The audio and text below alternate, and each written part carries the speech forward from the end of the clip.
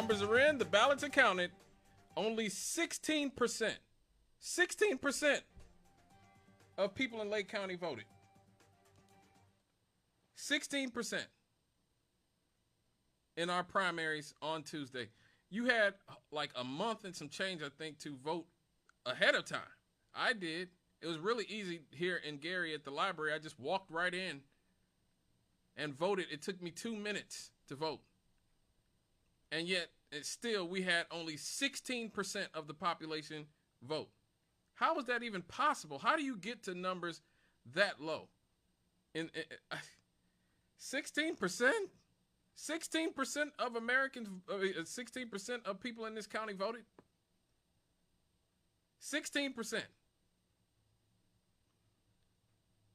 I know this isn't a presidential election, and I know these elections are not the sexy elections where, you vote for president or governor or something, but good God, 16%. 16%. I understand that voting seems very fruitless a lot of time. I am very critical of both parties. I'm critical of the Democrats. I'm critical of the Republicans. I don't support either in general. But what I always say is you got to be able to separate between the national parties and the local parties. There's a difference between the national parties and the local parties. You can't just put them both in the same brush, because ultimately, in places like here in Gary, the primary is the real election. Like, let's just be real. Like in the city of Gary, the primary is basically the election. And you have a lot of people, a lot of diversity and ideological diversity, especially within the parties on the local level. So I really don't understand why people are not coming out to vote in these elections. They make it easy as possible to vote. Like I said, if you go and vote early, it is easy. You literally just walk in and walk out. I don't get this. But I will say this. I know a lot of people and a lot of my fellow leftists are not electoral. They're not believers in the electoral process. I get that. The late Emma Goldman said if voting actually changed anything, they'd make it illegal. My retort to that has always been, why do they work so hard to keep us from voting if voting does nothing? Why gut the Voting Rights Act if it doesn't do anything? Why try to rig the Supreme Court so you can overturn the Voting Rights Act if voting does nothing? Absolutely nothing. But I still understand that there's a lot of people who don't believe in electoralism. Fine, but you got to be doing something. You got to be doing something. I'm not seeing a whole lot of mutual aid going on around here in Lake County. I'm not seeing a whole lot of marches, protests, of a lot of, don't get me wrong. Some people are. You got GARD and people like Miss McCready and Quad Bennett and those types of people do protests. But I'm talking about large-scale labor protest. I'm not seeing that large-scale. For us to have 16% of the population, 16% of the population voting, that means 84% of the population isn't bothering to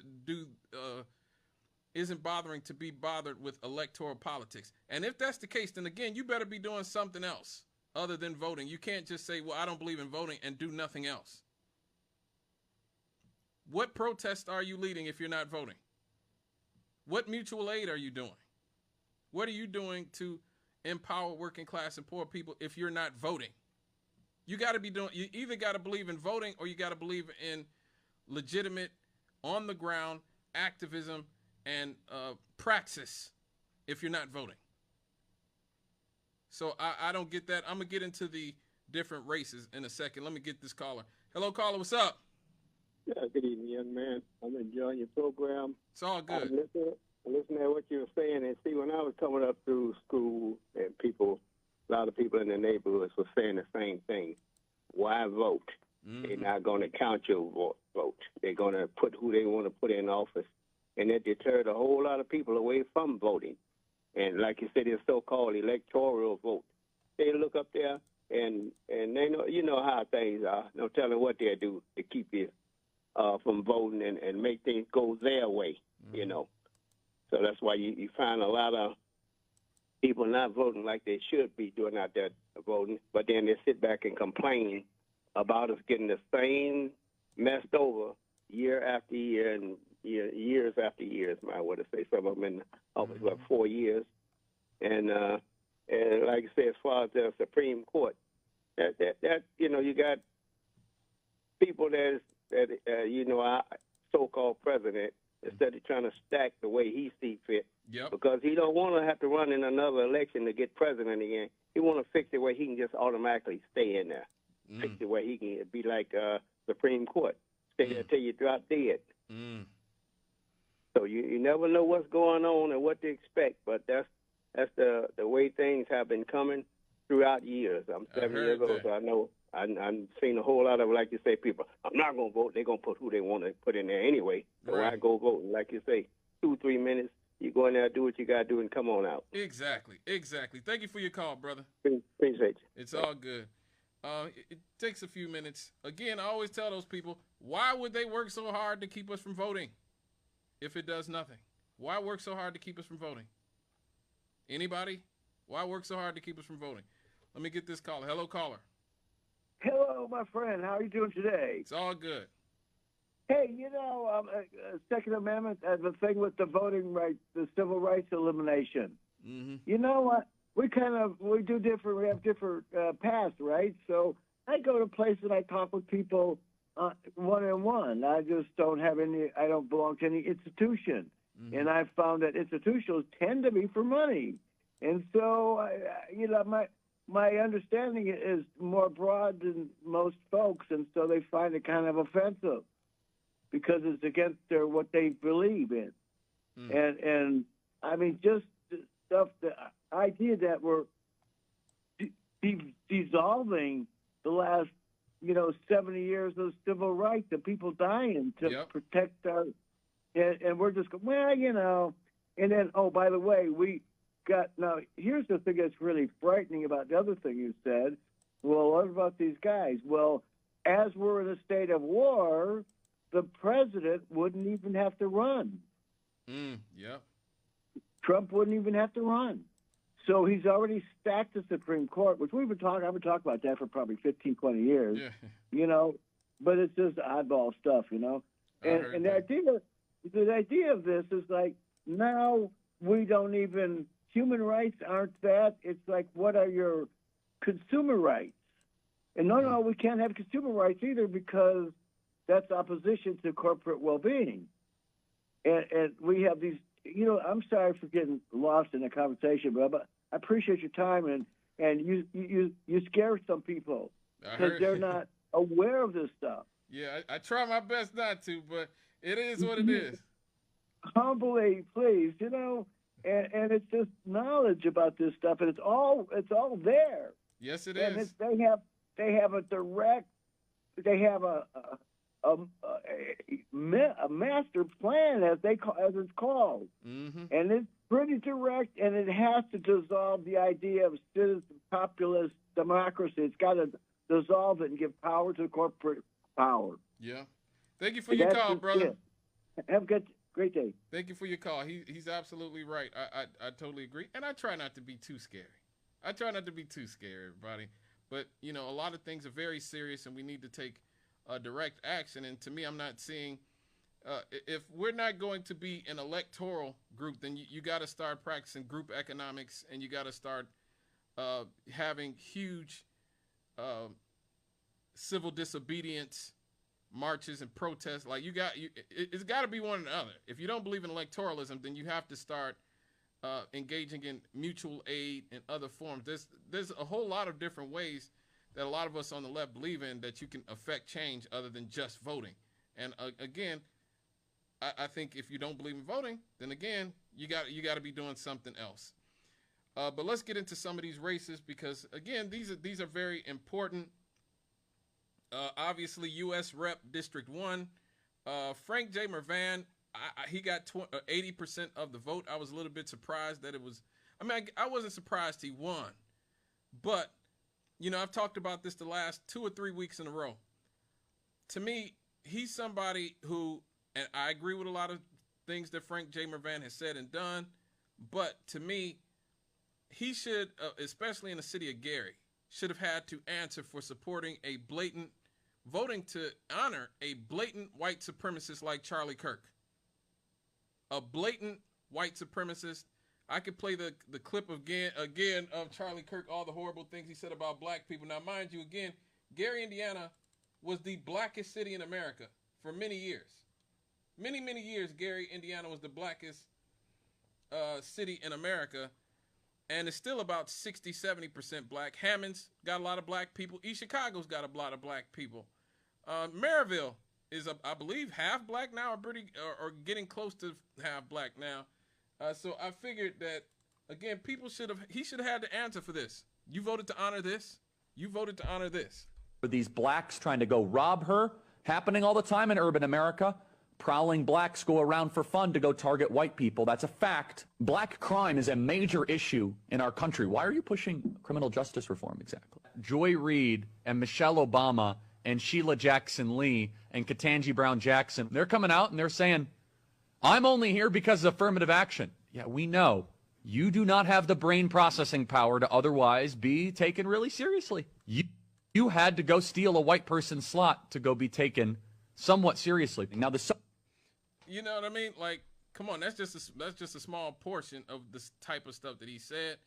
Again, and he's, Mervan also is an AIPAC, somebody who's heavily funded by AIPAC, who are enabling the genocide in Gaza as we speak. They own our politicians, in the Democratic and the Republican parties. It would have been nice to see the people in Lake County, in our region, stand up and say, that's not okay. That's not okay, Frank. It's not okay to take money from a genocidal political action committee, and it's not okay to support literal white supremacists. I don't care if he died or not. Bull Connor died. Okay? Lots of people died. George Wallace died. And like to say that it's so I was a little bit disappointed that more people did not come out for Levita Sparks Wade, especially here in the city of Gary. I mean, obviously she's had her issues here in the city in the last few years, but again, she's not voting to honor white supremacists, and she did talk about things like health care and how we need to expand health care to everyone else. She was also trying to be the first African American and the first woman to win the nomination for that seat. So Mervan is actually going to face off against the Republican Barb Regnitz in the general election, who is deeply MAGA.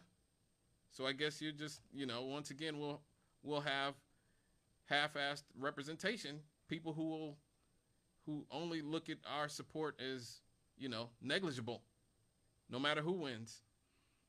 She's the Porter County Commissioner, and she went all in on the MAGA, the support of Donald Trump. And so I guess that benefited her. In the wake of last fall's redistricting battle, a lot of incumbent state senators who voted against Donald Trump's plans to redistrict here in the state of Indiana had to pay a heavy price, and one of them was Dan Dernok. And let me just say this. I would never vote for somebody like Dan Dernok. Just politically, he's not my cup of tea. But I give him all the credit in the world, and all the Republicans here in the state of Indiana who pushed back against what Donald Trump was trying to do in redistricting our state to make it more advantageous for him. That may have cost him his political career. That may have cost him his political career. And it's important. It's just like with Marjorie Taylor Greene and Thomas Massey. These are some of the only brave people we have in our country right now. And people who put principle ahead of party, I don't care what party they're in. If you can put principle ahead of party, you will always have a certain amount of respect from me, even if I don't necessarily agree with your ideology and your belief. Dernok saw that what Donald Trump was trying to do in redistricting was wrong. He had a moral objection to it, and he voted the way that his conscience told him to vote. And we should celebrate that. We should support that. Unfortunately, he ended up getting trounced by Trevor DeVries. But, you know, it is what it is. You know, Trump supported DeVries or DeVries or DeVries or however you pronounce it because, you know, basically MAGA is whatever Donald Trump says it is. It's not predicated on any real ideology. Trump is not an ideologue. That's why I've always rejected the comparisons of him to Hitler or Mussolini. Those dudes had an actual ideology, a consistent moral.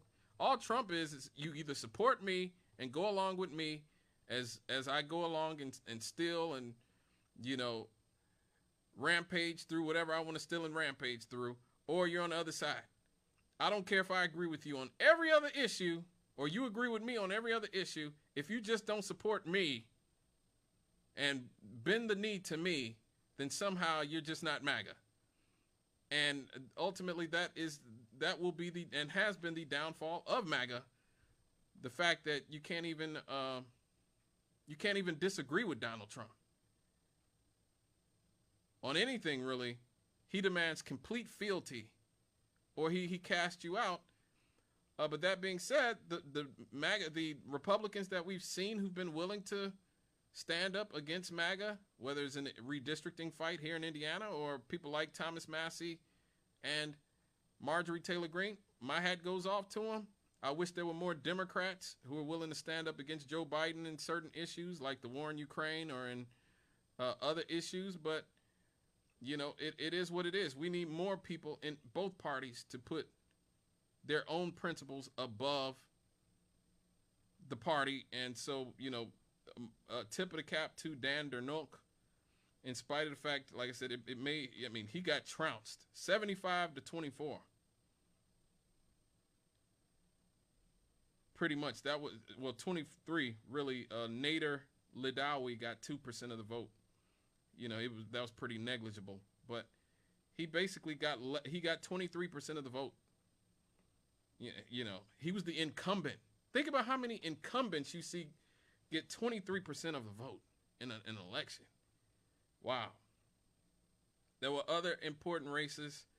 For auditor, we ousted Peggy Holinga-Katona, a woman who hadn't been to work in 3 years, but somehow is well enough to run for office.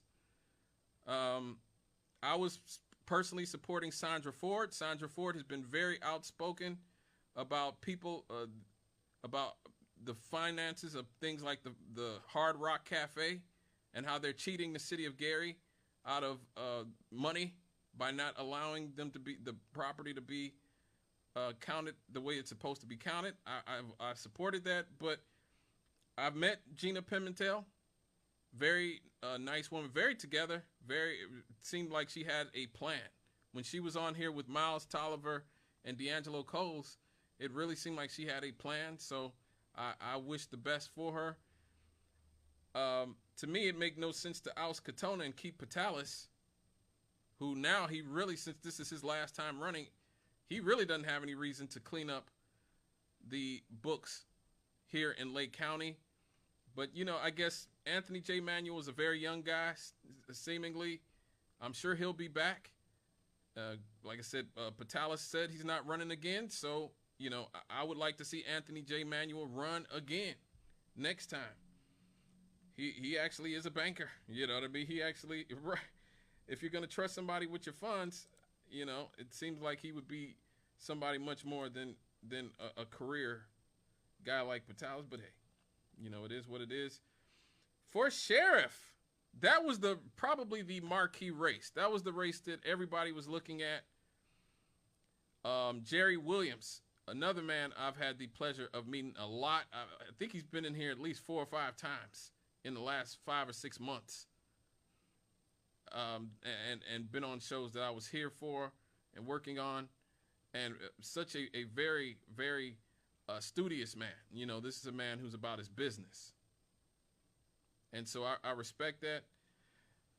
This is actually what he had to say about his victory on Tuesday. Let me see if I still get, yeah, here we go. I am humble, I am grateful, and I thank God for where He has brought us through this journey, and each and every one of you for your support. I'm telling you, this couldn't be done by ourselves. These votes, these numbers indicate that we can unite ourselves as a community, and that means the entire county of this lake. To be able to bring ourselves together and do something bigger than ourselves is just an incredible and a very humbling experience for me in and of itself. So I am looking forward to the next chapters. We're gonna take a moment and decompose and reflect ourselves here as a family and pray, and then we're gonna get right back to work, because we yet still got a race to run and win here in November. So we're gonna get it all taken care of. So thank you to everybody. Let's give it back. I have heard nothing but good things about Jerry Williams. So I can say that. Everybody I know who's met Jerry Williams says that he's a good man. And so I'm happy to see that he got the nomination for the Democratic Party. And sheriff, if elected, he will be the very first black sheriff in Lake County history. He's facing off actually against Republican David Crane Jr., who ran unopposed on Tuesday. You know, Jerry Williams was a longtime state policer, state trooper, also was the interim police chief here in Gary for a little while. So ultimately, it's good to see good things happen to good people. Everything I've heard about Jerry Williams says the man is good people. So the best of luck to him. County Council member, District 2, we saw Darren Washington. Darren Washington by 15 over Toya Smith, WLTH's own Toya Smith. And he will face Republican Bradley Hutchison, who ran unopposed in November. County Council member, District 3. Dwight Twin Williams pulled it out. Man, here's the crazy thing, right? I was here on Tuesday doing the election results, and we were here discussing this, and I was saying, look, Erica Lynn Castillo has pulled ahead. I was shocked. I was like, oh my God, Erica Lynn Castillo is going to pull this out. She was ahead, but my man Dwight Twin Williams came back like Jordan in the 4-5. Came from behind, and yeah, he took it. 23% of the vote to Erica Lynn Castillo's 19% of the vote. So it was a pretty close race. David Gearman was in third with 15% of. Oh no. Glenn Johnson was number 2, and then Erica Lynn Castillo, and then David Gearman, then William Perryman. And bringing up the rear, Marlinda Tyson Heyman. But yeah, congratulations to Dwight Twin Williams.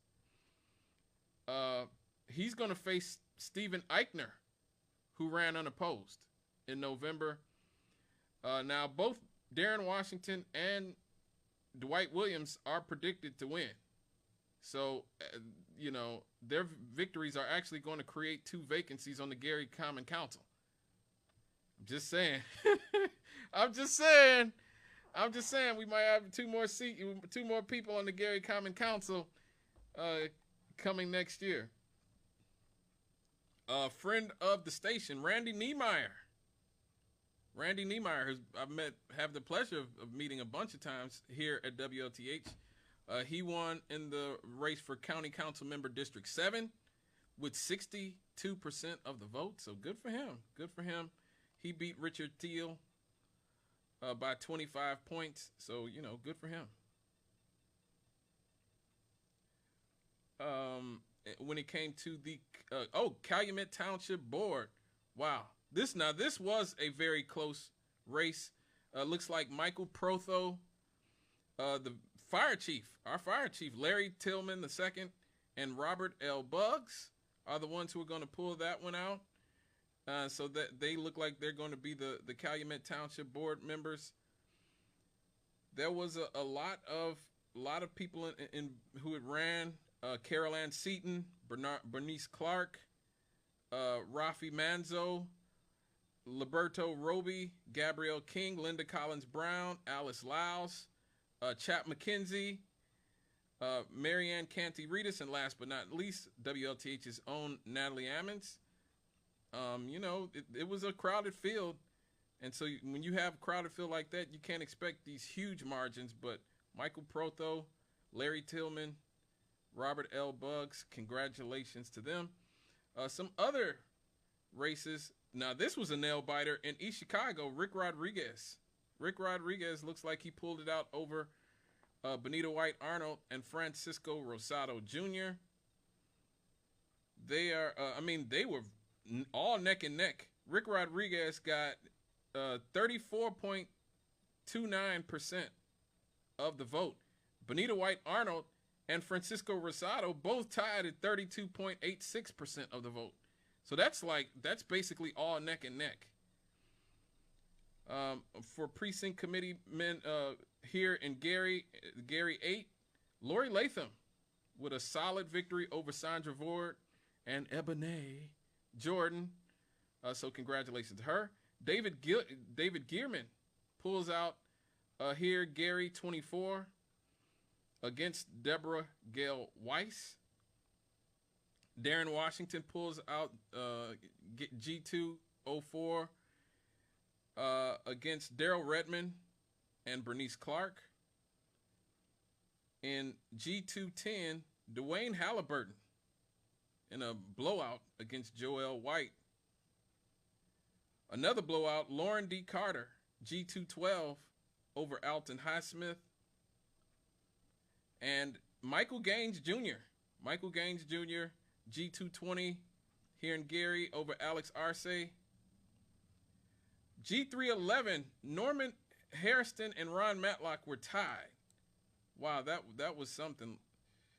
Let me see if we have any updates on that. If we have any updates on that one, because last time I checked, they were still tied. Last time I checked, there was a tie in the situation. So let me see. See primary election results. Primary election results. Here we go. Let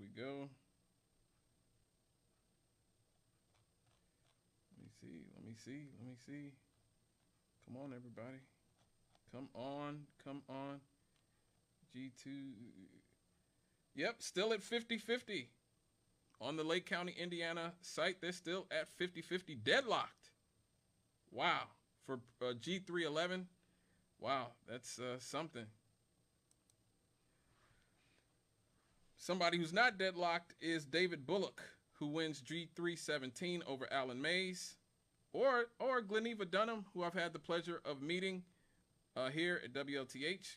G321, she went over on Lionel J. Turner.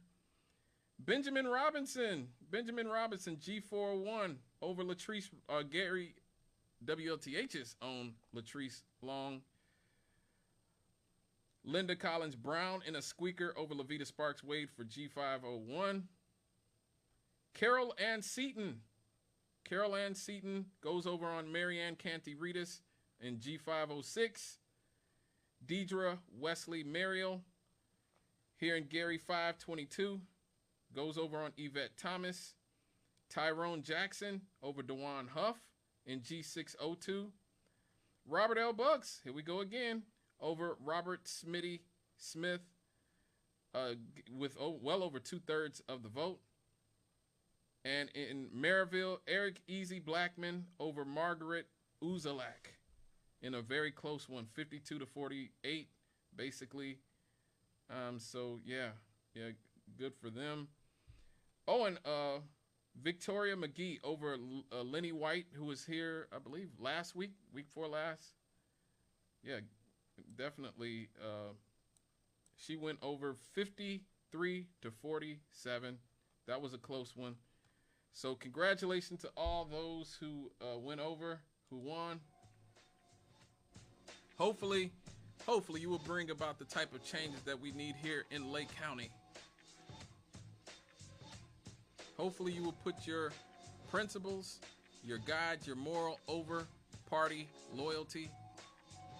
I know there's always the temptation to want to be a team player, but when your job is to serve the public, Your loyalty to us is supposed to be number one. So, you know, I'm going to reserve judgment for all these people until after they get in office or after their term start, their next term start, and I will give them all a chance. And I'm rooting for all of you. I'm rooting for all of you. Whether I voted for you or not, I am rooting for you to do what is best, because I am a Lake County, Indiana resident, have been my entire life. I love this county. I love this city here in Gary. I love East Chicago. My whole family pretty much from East Chicago. My nephew grew up in Maryville. My niece grew up in Cherville. I love this place. Love Northwest Indiana. I want nothing but what is best for this region, Northwest Indiana. So I'm rooting for all of you. All right, folks, it is 6:40 in the p.m. Yes, it is. So you know what that means. It's time to go to a commercial break. And when we get back, we're going to talk about something very relevant to voting. The Voting Rights Act. Gutted. Filleted.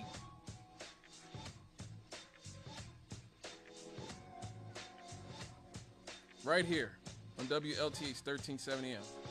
We'll be right back after these.